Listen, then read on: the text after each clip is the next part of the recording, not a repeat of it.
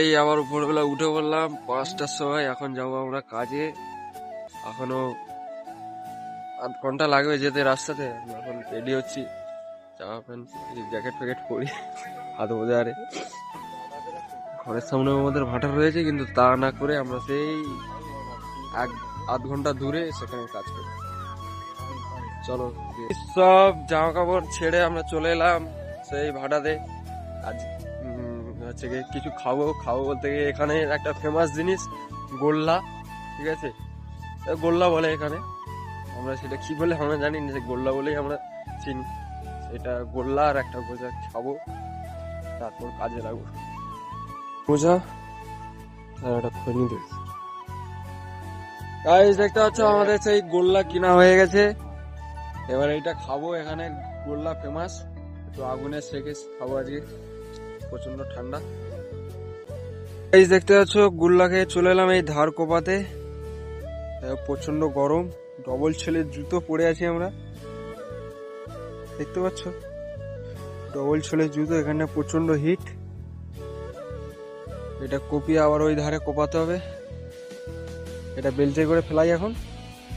তারপর চলে এলাম 200 টাকা করে মাংস, এই 220 টাকা করে। এই দেখতে পাচ্ছ আব্দুল চাচাকে 200 টাকা নেবে, ঠিক আছে? কত 210 টাকা। রোজের কাস্টমার আমাদের গাড়িতে নিলে হবে? 500 টাকার নোট খুচরো দিতে পারছেন না। আমাদের আজকে মাংস হবে ভাটাতে। মাংস তো নিয়ে চলে এসেছি, আর এদিকে সব মাংস ধুয়ে একটু নুন হলুদ মাখিয়ে রেখে দিয়েছি একটু তেল দিয়ে। আর এই যে আমাদের আলু ভাজা আছে। আমাদের আলু ভাজা কমপ্লিট হয়ে গেছে, একটু হয়েছে আলুটা। পেঁয়াজটা একটু ভেজে নেবো লাল লাল করে। কমপ্লিট হয়ে গেছে, একটু অনেকটাই ভাজা হয়ে গেছে। এবার দিয়ে দেবো হচ্ছে গিয়ে আদা রসুন আছে আর জিরে বাটা একসঙ্গে বেটেছি, সেটাই দিয়ে দেবো আজ। গাইস দেখতে পাচ্ছ আমাদের মশলা কষানো কমপ্লিট। মশলাটা কষানো হয়ে গেছে, এবার দিয়ে দেবো মাংসটা।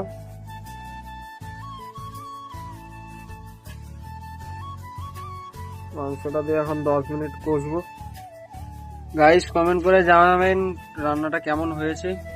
এই আমাদের ছোট্ট রেসিপি। ঝোল রাখি না, একবারে কায়। মাংস যত কষা হবে তত খেতে ভালো লাগবে, তাই জন্য আমরা কষা রেখেছি। কমেন্ট করে জানাবেন। এবার লাভিয়ে নেবো। এবার একটু গরম মশলা দিয়ে একটু লাভিয়ে নেবো।